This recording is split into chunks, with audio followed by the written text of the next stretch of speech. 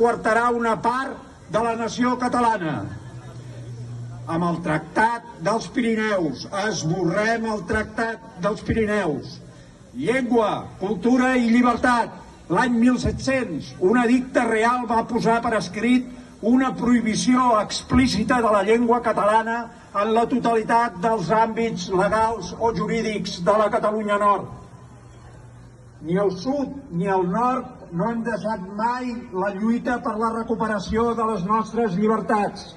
Els primers a fer-ho vau ser vosaltres, els catalans del nord, amb els diferents alçaments dels angelets de la terra contra l'impost de la sal entre els anys 1667 i 1697.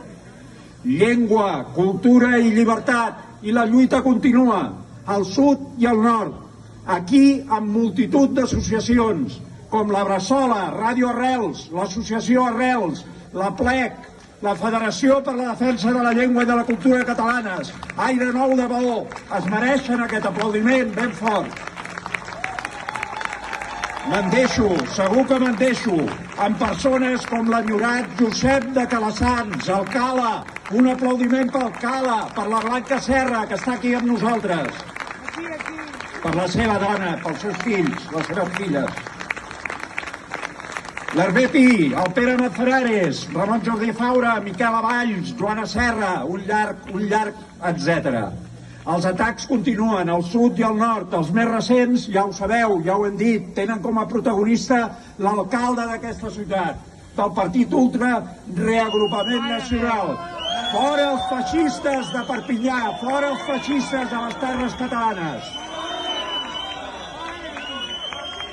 Acabo ja, perquè hi ha més gent que ha de parlar. Permeteu-me que acabi amb la llegenda de Hamlet, el drac del Riberal. Un dia de bruma al Riberal, ulls de foc, dues calaveres, una a cada pota. Un drac, com tots els dracs, guarda un tresor. Per més que l'intentin robar, el drac el protegirà.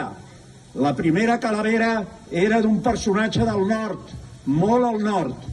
El 1659 van intentar robar el tresor. El drac el fulminà d'una alenada de foc. El segon personatge era del sud, molt del sud-oest. El 1714 el drac el va aixafar d'un cop d'ala.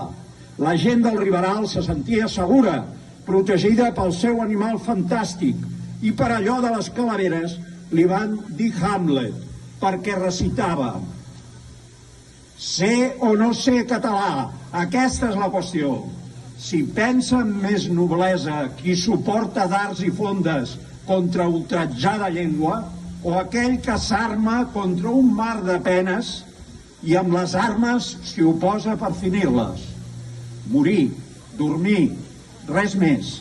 I dir que acaben amb un son les tristors i els mil encontres dels quals la carn és natural hereva.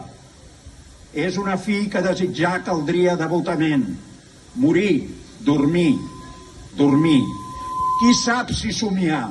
Somiar en un país lliure. Vet aquí el tràngol. La lluita continua. Llengua, cultura i llibertat. Visca la terra! Visca!